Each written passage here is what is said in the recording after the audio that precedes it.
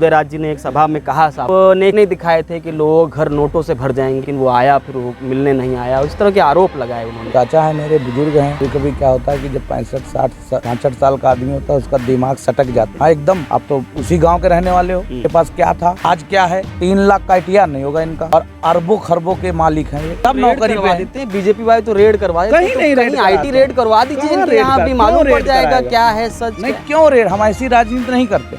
दल बदलना अक्सर क्या लगता है राजनीतिक जरूरत थी आपकी या आप अवसरवादी थे? अन्य बहन जी ने गठबंधन कर लिया समाजवादी पार्टी से। बंधुआ मजदूरी करने के लिए तो मैं राजनीति में आया नहीं। बहन जी, आपने देखा कि ये सब लोगों ने आपके इज्जत पर हाथ डालने का काम किया, आपको जान से मारने का काम किया, और मैं इस विचारधारा से आपके साथ नहीं रहूंगा। इसलिए बहन जी नमस्ते है, आप अपना रास्ता देखो, अपना रास्ता देखो। एक आपने कहा अभी चोर चक्के गुंडे बहुत पहले से प्रधान बनता है, लोगों का क्या जो आज भी गैंगस्टर जैसे आरोपों के साथ भी वो लोग आज भी खुलेआम घूमते हैं और वो लगभग प्रचार भी करते हैं। ऐसे लोगों पर कड़ाई क्यों नहीं कर पाए? 100% बहरहाल जिनकी जिक्र कर रहे हो अगले 10 दिन के अंदर वो जेल के सलाखों के पीछे होंगे। मैं आपको वादा लेता हूं कि हमको हराने का साजिश रच रही है, लेकिन मेरे साथ पुरवा की बहुत प्यारी जनता मुझे जिताने के लिए लगी हुई है कि भ्रष्टाचारी को हराने का पूरा दमखम लगाए हैं। तो सब लगकर हारा लें और यही मुझे रोक दें, वरना वो भ्रष्टाचारी या तो भ्रष्टाचार छोड़ दें या पूर्व विधानसभा में रहने की जरूरत उनको नहीं। गंगा मैया की कसम, तो मेरी विचारधारा जैसी है मैं उस विचारधारा से कंप्रोमाइज नहीं करूंगा। हार स्वीकार है, भ्रष्टाचार नहीं होगी। देते हैं गंगा मैया की कसम इसलिए देते हैं कि वो पलटे ना अपनी बात से। सच्चा मन का होगा ना, इसी तरीके की भाषा से बात करेगा। जैसे योगी जी को आपने देखा है भाषा कैसे इस्तेमाल करते हैं, आपने देखा होगा। अगर पूरे उत्तर प्रदेश का माहौल खराब करने का काम करेगा तो ठोक दिया जाएगा। ये बस ऐसे विकास काम गिनाइएगा, मुद्दे लेकर आप जो जनता के बीच में जाए। आप लौआ से निकलते थे, सड़क अच्छी मैं कह रहा हूँ। बाहर निकलिए तो नए नए खंभे दिखेंगे आपको, नया ट्रांसफार्मर दिखेगा और बिजली ऐसे चमकती होगी जैसे लगता हो कि हम किसी शहर में आ गए हैं। साल में आप नहरों में कोई पानी नहीं आ रहा। कैसी नहरें? लोग अब पहले लोग कहते थे MLA से कि नहर आप चालू कराइए, हम जब MLA गए तो बंद कराओ विधायक जी नहर, सब डूबा जा रहा है पूरा नीचे गेहूं तेल तक। आप स्वास्थ्य सेवा पहले का अस्पताल बदहाली का शिकार, कैसे तस्वीरें वायरल, कैसे अंदर आप जाएंगे वायरल कुछ भी करते रहते हैं लोग, नहीं, उसकी हकीकत है। अन्ना जो किया गया उसकी अभी भी तस्वीरें हैं, अगर आप शायद विजिट किए होंगे। अच्छा, तो हमने कितना सवाल उससे ही होगा। नहीं, हम सवाल का जवाब दे रहे हैं। बताइए कि इस बार भी आप भी राम के नाम पे वोट मांगे या काम के नाम पे? देखिए, दोनों के नाम पे। राम हमारे आराध्य हैं और राम के लिए मर भी सकते हैं। राम के नाम पर भी वोट मिलेगी और काम के भी नाम पर वोट मिलेगी। चुनाव आचार संहिता कहती है राम के नाम पर वोट नहीं मांगे। कौन कहता है चुनाव? आस्था के नाम पर वोट? क्यों? हमारे आराध्य हैं, हम नहीं बोल सकते? नहीं बोल सकते, लेकिन वोट क्यों मांगे? वोट कहाँ मांग रहे हैं, किससे मांग रहे हैं? आपने कहा काम पे मांगेंगे, राम पे मांगेंगे। भाई राम पे, हम राम जैसे यहाँ बोले तो जय श्री राम लगाएंगे लोग नारे, तो क्या रोक देगा क्या कोई? जय श्री राम। बिल्कुल नहीं।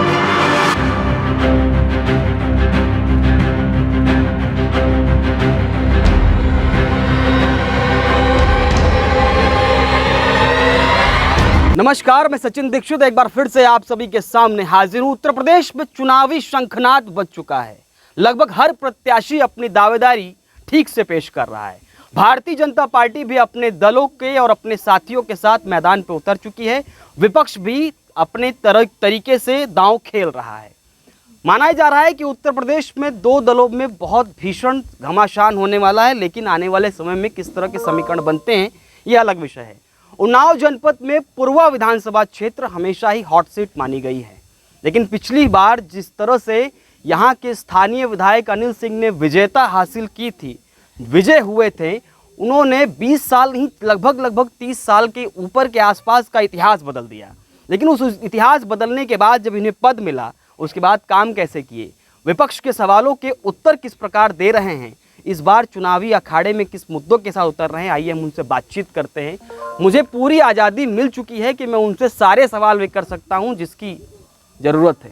सबसे पहले आपको नमस्कार। नमस्कार जी, नमस्कार। मुझे लगता है कि मैं इंटरव्यू से पहले ही आपसे अनुमति ले लेता हूं कि वो सारे सवाल जिसकी आवश्यकता है लोगों को उत्तर के। खूब। सबसे पहला सवाल आपसे, आइए चलते कर लेते हैं। सबसे पहला सवाल मेरा आपसे कि कहा जाता है कि अनिल सिंह ने बसपा को छोड़कर, ये विपक्षी लोगों का हमेशा सवाल होता है, बसपा से आप को टिकट मिली थी, आप चुनाव लड़े, फिर जीते और भाजपा में जीते, आपने लगभग एक प्रकार से इतिहास बदला यहाँ का। इस बार जब आप आए तो भारतीय जनता पार्टी से हैं, दल बदलना अक्सर क्या लगता है, राजनीतिक जरूरत थी आपकी या आप अवसरवादी थे? पहली बात, बहुत बहुत धन्यवाद, आपने बहुत इंटरेस्टिंग सवाल पूछा। देखिए क्या होता है कि मैं पहली बार राजनीति में आया, मेरे घर में कोई भी प्रधान भी नहीं है और राजनीति से कहीं दूर दूर तक कोई वास्ता नहीं है, पहली बात। दूसरी बात, मैं इस क्षेत्र का बहुत दिनों से सक्रिय रहा समाज सेवा के कार्यों में। तो जनता ने खुद अपने आप कहा कि आप जो है यहाँ के एमएलए बन जाएं तो ज़्यादा अच्छा है। तो मैंने कहा भाई मैं एमएलए बनने के लिए नहीं आया हूँ। तो लोगों ने कहा कि देखिए आप जो सेवा कर रहे हैं वो तो आपकी अच्छी सेवा, लेकिन आप पॉलिटिकल अगर कहीं भी किसी भी प्लेटफॉर्म में चले जाते हैं तो उससे क्या होगा कि आम जनता को बहुत सारी चीज़ें ऐसी हैं जो लाभ मिल सकता है। तो मैंने कहा ठीक है, मैं खड़ा हुआ और बहुत बड़ी भारी मात्रा में हमको पूर्व विधानसभा के सम्मानित लोगों ने जिताने का काम किया, नंबर 1। नंबर 2, आपने जैसे पूछा कि पार्टी दल बदल अवसरवादी, तो ये मैं बताना चाहता हूँ कि दल हमने नहीं बदला। आपने देखा होगा, जैसे कि आपको जानकारी, आप अगर पत्रकार हैं अच्छे तो आपको जानकारी होगी कि 2018 में 19 का चुनाव था। 19 के चुनाव में माननीय बहन जी ने गठबंधन कर लिया समाजवादी पार्टी से। तो क्या आप बताइए, जैसे आप पत्रकार लगातार आप विरोध में किसके थे, उसके साथ आपको बैठना पड़े? जैसे आप पत्रकार हैं और आपका चैनल जबरदस्ती आप पे थोपे कि ये आपके विचारधारा के खिलाफ है, तो क्या आप सहमति बताएंगे? आप छोड़ देंगे? बिल्कुल। उस चैनल को छोड़ देंगे जहाँ पे आपकी आवाज को दबाया जाए। तो बंधुआ मजदूरी करने के लिए तो मैं राजनीति में आया नहीं। तो मैंने जो है तुरंत बहन जी से मिला और मैंने आग्रह किया कि बहन जी, आपने देखा कि ये सब लोगों ने आपके इज्जत पर हाथ डालने का काम किया, आपको जान से मारने का काम किया।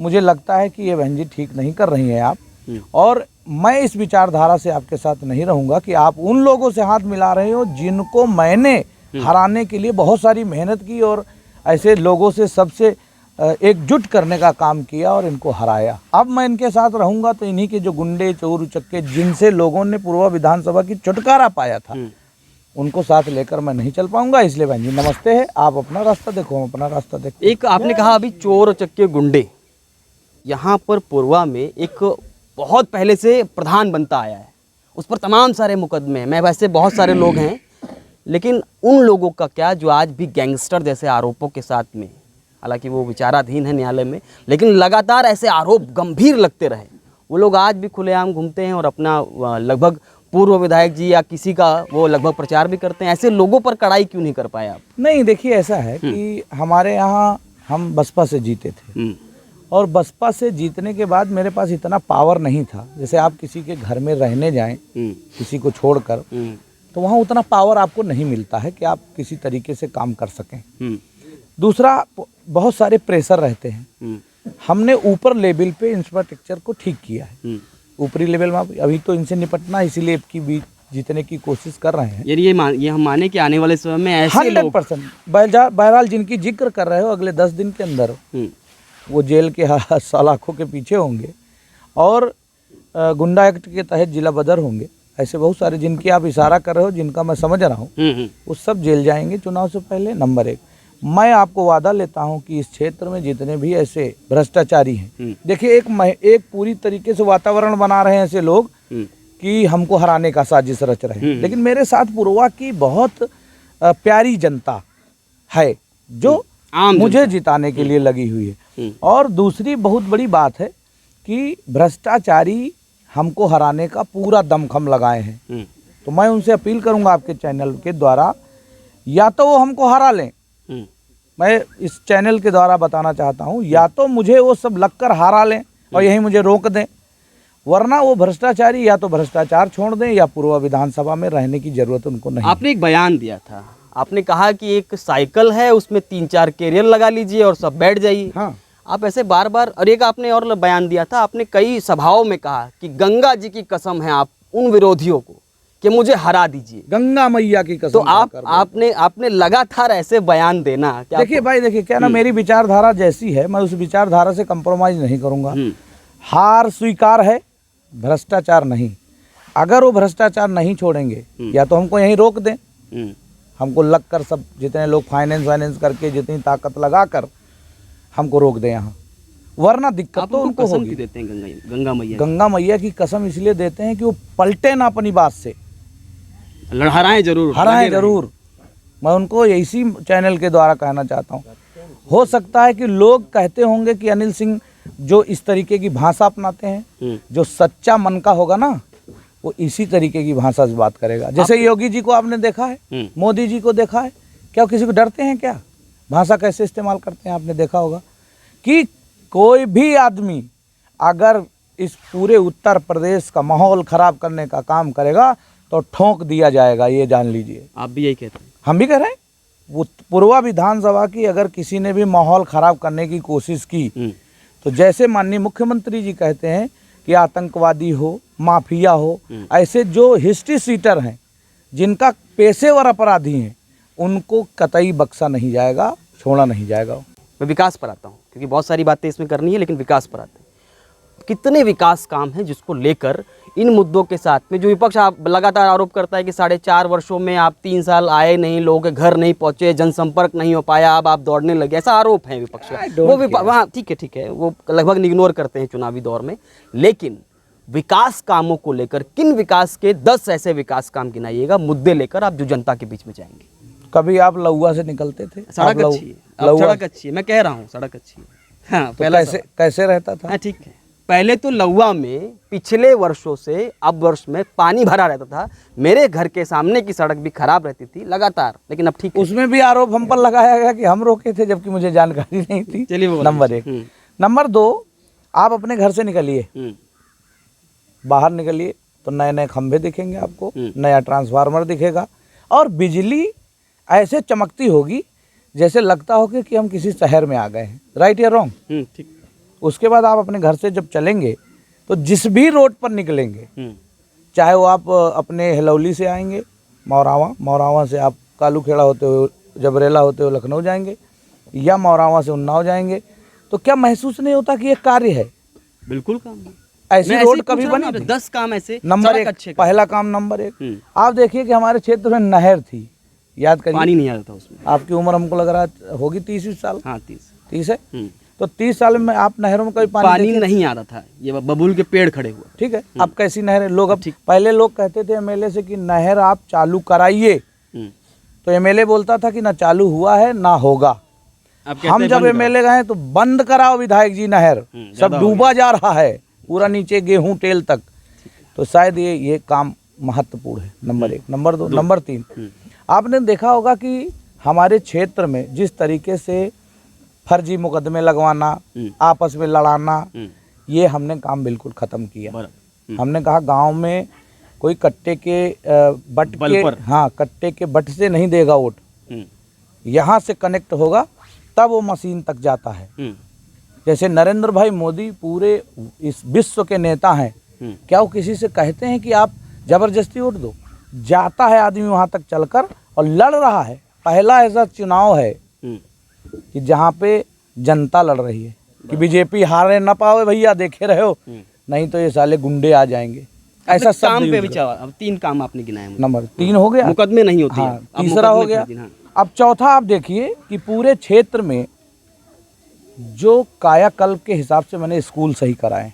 पहले आप बताइए, सन 47 से जब से देश आज़ाद हुआ है, हमारे को जीर्णोद्धार नहीं हुआ, हमारे स्कूलों में पानी नहीं था, शौचालय नहीं था, बिजली नहीं थी। तो क्या था? क्या विकास होता है? परिवर्तन हुआ। हमने स्कूल सही कराए हैं। आज किसी स्कूल में चले जाइए, सुंदर पुते हुए और अच्छे डिजाइनर दिख रहे हैं। हो सकता है कि पूरे नहीं कर पाए, लेकिन हम शुरुआत किए हैं।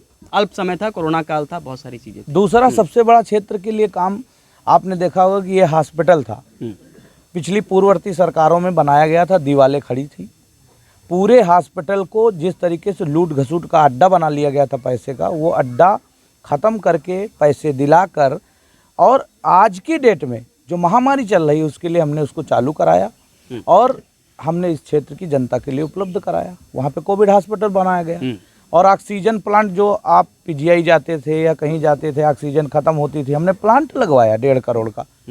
तो अब बताइए इससे क्या आप स्वास्थ्य सेवा, पहले का अस्पताल बदहाली का शिकार, कैसे तस्वीरें वायरल हुई थी। अंदर आप जाएंगे, वायरल कुछ भी करते रहते हैं लोग, नहीं, उसकी हकीकत है। अंदर जब जाइए, जहाँ पर कैश पेपर बनता है वहां पर टूटी हुई टेबल पहले- है, अव्यवस्थाएं हैं, चूना जो किया गया उसकी अभी भी तस्वीरें हैं, अगर आप शायद विजिट किए होंगे। अच्छा, तो एक चीज मैं ऐसा पूछना इंगित नहीं, एक चाहता हूं। पॉइंट आउट कर रहा नहीं, हूं। एक मैं पूछना चाहता हूँ कि हम तो राजनीति में पहली बार आए हैं, भाजपा भी 15 साल बाद आई है। क्या 70 सालों से कांग्रेस थी, सपा बसपा था, क्या इन लोगों ने ध्यान नहीं दिया? जो हमने सत्ता में कितना है, दिया? सवाल उससे ही होगा। नहीं, हम सवाल का जवाब दे रहे हैं। हमने क्या ध्यान नहीं दिया? हमने पेंट कराया, हमने वहाँ की कुर्सियाँ ठीक कराई और तमाम योजनाएं उसमें दी। आप सोचो कि एकदम से अब हम एक अचानक बहुत बड़ी बीमारी के शिकार हो गए थे। तो मेरा पहला काम है कि हम इस असोहा में फ्लोराइड जल जो आता है वहाँ पर आज भी बड़ी समस्या बना है, और वहाँ का जो स्थानीय लोगों का कहना है कि अगर असोहा के ब्लॉक या आसपास के लोगों को पानी पीना होता है तो वो 1.5 किलोमीटर दूर जाते हैं, चाहे वो कलूखेड़ा की तरफ जाएं चाहे वो इस तरफ जाएं। तो फ्लोराइड की समस्या बहुत ज़्यादा। फ्लोराइड की समस्या थी, हमारी सरकार ने आरओ इनबिल्ट करके और 600 करोड़, उन्नाव जिले का 1600 करोड़ रुपया हमारे यहाँ मिला है। हमारे यहाँ कम से कम 150 ग्राम सभाओं में हमने आरओ का प्लांट दिया है। आपने देखा हो, कुछ जगह लग गया है, कुछ जगह लग रहा है। कुछ ठेकेदार को जो दिया गया था, उसने ठेकेदार ने थोड़ा बदमाशी की, तो उसको हम लोगों ने हटाने का काम किया। आने वाले समय में शुद्ध हो जाएगा 100%। देश 75 साल हो गए आज़ाद हुए, शुद्ध पानी नहीं दे पाए हम दे रहे हैं हम, और ये डंके के चोट पे कह रहे हैं कि हम दे रहे हैं उसको शुद्ध पानी। ठीक है। अच्छा ये बताइए कि इस बार भी आप भी राम के नाम पे वोट मांगेंगे या काम के नाम पे? देखिए, दोनों के नाम पे। राम हमारे आराध्य हैं और राम के लिए मर भी सकते हैं।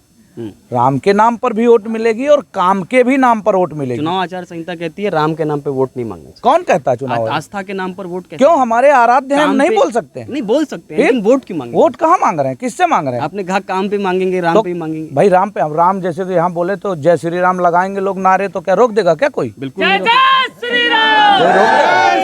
बिल्कुल नहीं रोकेगा, बिल्कुल नहीं रोकेगा।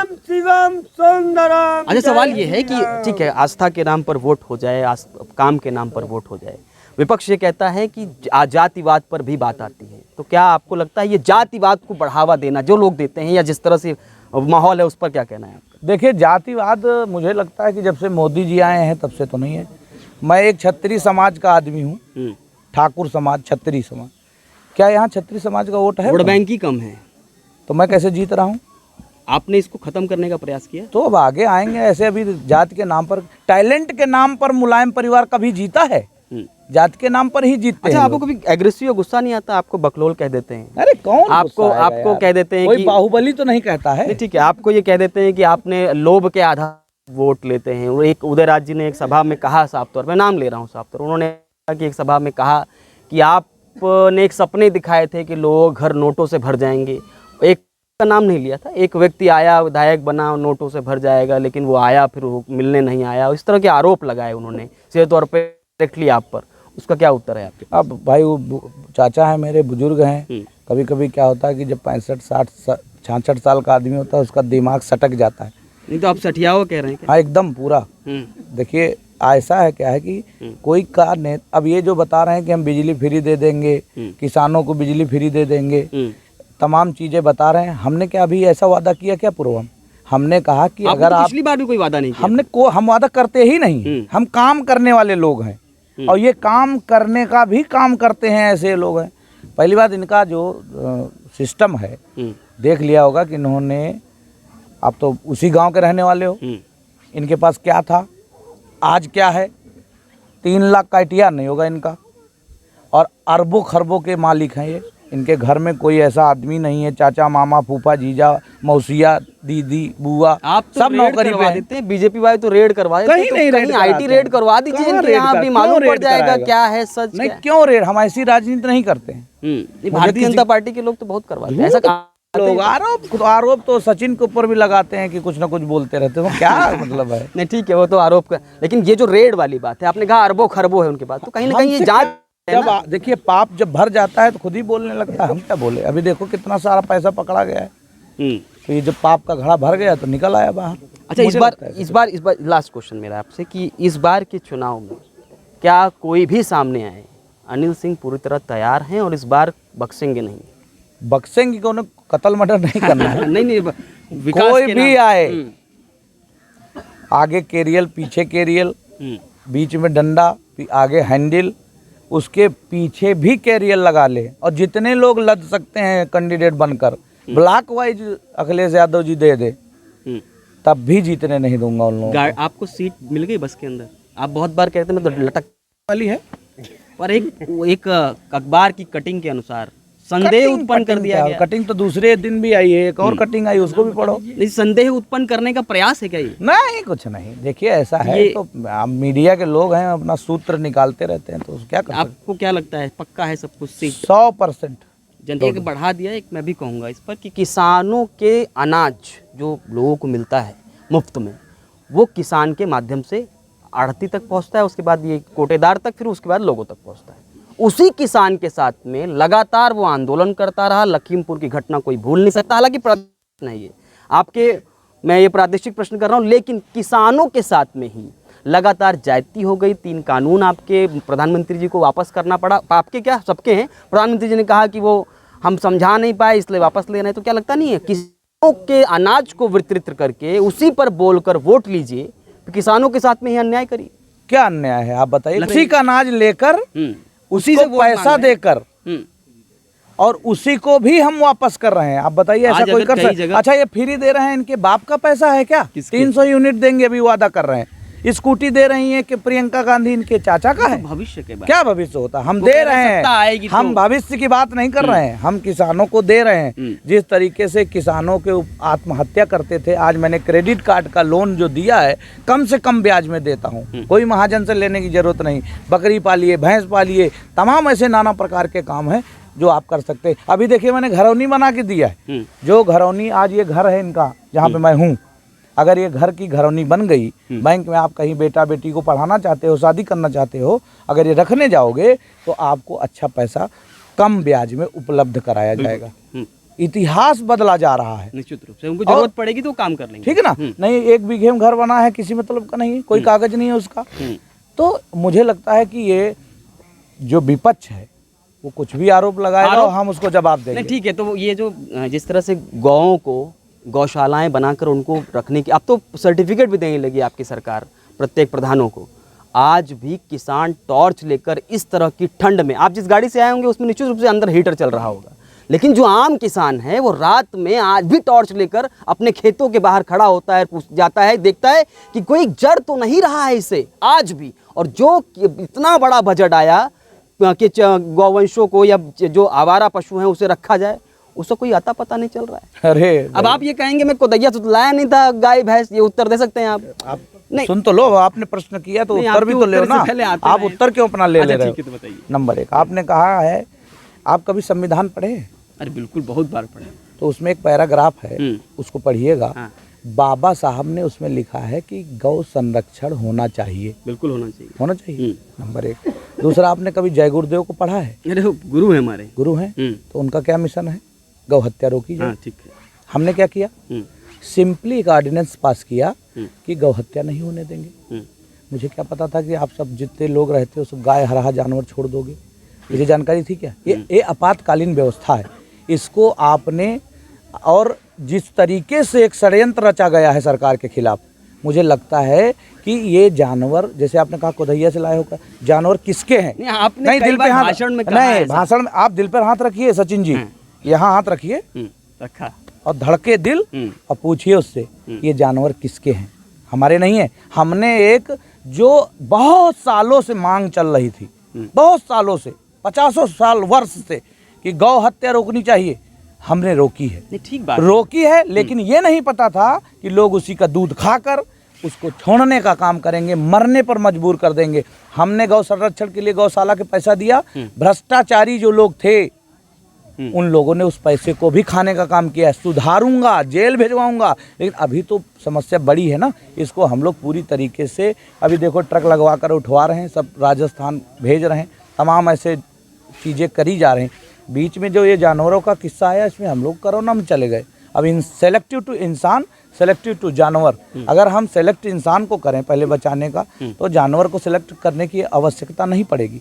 मुझे लगता है कि जिस तरीके से जितना लोग छोड़कर ताक रहे हैं, अगर एक एक जानवर बांध ले लोग, हम 900 रुपये दे रहे हैं डायरेक्ट खाते में, वो भी नहीं लेने को तैयार हैं लोग। ये तो एक षड्यंत्र रच रहे हैं ना लोग, ये आप कभी पढ़िएगा बाबा साहब का संविधान जो लिखा है बाबा साहब ने, उसमें पैराग्राफ में लिखा है कि गौ संरक्षण होना। हमने क्या किया? हम राष्ट्रवादी हैं, गौ हत्या करने देंगे क्या? नहीं होने देंगे। आप हरा दीजिए हमको हराइए, नहीं सरकार मत बनने अच्छे दीजिए, आदमी को जिताना गौ चाहिए। हत्या नहीं होने देंगे। इसके लिए कुछ भी करना पड़ेगा। चलिए एक आखिरी प्रश्न। पिछली बार जो लोग अक्सर भारतीय जनता पार्टी में ये पूर्वा विधानसभा क्षेत्र की अक्सर ये राजनीति रही है कि भारतीय जनता पार्टी के ऐसे लोग जो भारतीय जनता पार्टी में रहते हैं, भारतीय जनता पार्टी में काम करते हैं, भारतीय जनता पार्टी के नाम पर पद प्राप्त करते हैं, लेकिन अक्सर चुनावों के दौरान देखा गया है कि वे पर्दे के पीछे आकर भारतीय जनता पार्टी के प्रत्याशी को हरा के साठगांठ कर देते हैं। ऐसे कई लोग हैं, उनके नाम न लिया जाए ठीक है, लेकिन ऐसे कई लोग हैं। ऐसे लोगों को क्या करेंगे आप भारतीय जनता पार्टी में? कोई नहीं हरा पाएगा। नथिंग। एक संगीत है, मुझे अपनों लूटा पर आयो में क्या दम था। कुछ नहीं लूट तो इस सकते बार अपने ऐसा- अपने। जिसकी नीयत साफ है उसको कोई नहीं रोक ऐसे सकता। अपनों के लिए दुनिया क्या की कहेंगे? कोई ताकत नहीं है, ऐसा- चाहे जितना षड्यंत्रकारी लोग हों, अगर उसकी नीयत साफ है तो उसको कोई नहीं रोक सकता है। उसके साथ ईश्वर खड़ा है। जब ईश्वर खड़ा होता है ना, जब प्रभु राम खड़े होते हैं ना, तो कोई कुछ नहीं कर पाता है। तमाम षड्यंत्रकारी लोग आते हैं जाते हैं, वो अपने आप किनारे लग जाते हैं। ये हमने प्रैक्टिकल देखा है। मैं माँ का भक्त हूँ, माता रानी का। आप बताइए कि 2017 में चुनाव लड़ रहा था, गढ़ कहा जाने वाला इस किले को उखाड़ कर जड़ से आप देखिए कहाँ पहुँचा निश्चित दिया। रूप से उदयराज ने बहुत बार ये बात बोली कि मुझे हराने वाला कोई पैदा नहीं हुआ, इस तरह के शब्द भी हार गए ना। हार गए निश्चित रूप से मानते हैं ये बात को, लेकिन जो मैंने एक अदना सा आदमी हरा दिया। निश्चित रूप से, लेकिन जो सवाल था मेरा कि ऐसे लोग जो भारतीय जनता पार्टी में पद, प्रतिष्ठा, मंच, माला, ताली लेते हैं, वो साठगांठ देर रात कर देते हैं, उन लोगों पर क्या इशारे में या कोई वो उनका काम अपना करें, हमारा काम हम करेंगे। मतलब आप निश्चित रूप से उनको भय मुक्त कर देते हैं कि आप जो कुछ करना है करिए, हम अपना काम करते रहें। हमने क्या कहा? अभी आपने पूछा ना सवाल कि गंगा कसम हरा लो हमको, नहीं तो या तो भ्रष्टाचार छोड़ देना या तो पूर्वा छोड़ देना। ये चेतावनी है मेरी उन भ्रष्टाचारियों के लिए कि पूर्वा विधानसभा के अंदर अगर किसी ने भी सरकार की योजनाओं के ऊपर कुठाराघात करने का काम करेगा तो निश्चित रूप से उसको सजा मिलेगी। जेल की सलाखों के पीछे वो भेजा जाएगा, कोई भी हो, पक्ष हो विपक्ष हो। बहुत बहुत धन्यवाद आपने सामने दिया। Thank you. ये थे अनिल सिंह, और अनिल सिंह ने लगभग उन सारे सवालों के उत्तर दिए जिसके उत्तर चाहिए थे। निश्चित रूप से राम के नाम पर और विकास के नाम पर वोट तो लिया जाएगा, लेकिन काम दिखाया जाएगा। पूर्वा की कई सारी तस्वीरें आपने इसी इंटरव्यू के दौरान देखी होंगी। अब देखना यह होगा कि आने वाले समय में इन सब आरोपों का विपक्ष किस तरह पलटवार करता है, और आने वाले समय में 10 मार्च किसके भविष्य तय होता है उस मतदान के अंदर। आज के लिए इतना ही, धन्यवाद।